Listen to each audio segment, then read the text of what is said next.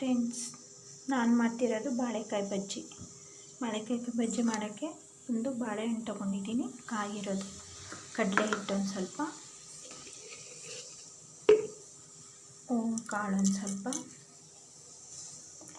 ಒಂದು ಸ್ವಲ್ಪ ಸೋಡಾ, ಅಚ್ಕಾರದ ಪುಡಿ ಮತ್ತು ಸಾಲ್ಟು.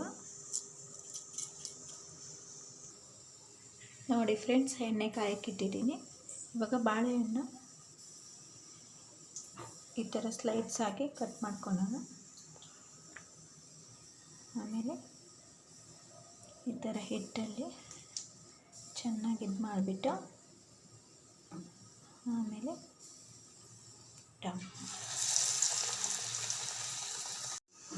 ನೋಡಿ ಫ್ರೆಂಡ್ಸ್, ಬಾಳೆಕಾಯಿ ಬಜ್ಜಿನ ತುಂಬ ಚೆನ್ನಾಗಿರುತ್ತೆ. ಒಂದ್ಸಲ ಟ್ರೈ ಮಾಡಿ ನೋಡಿ.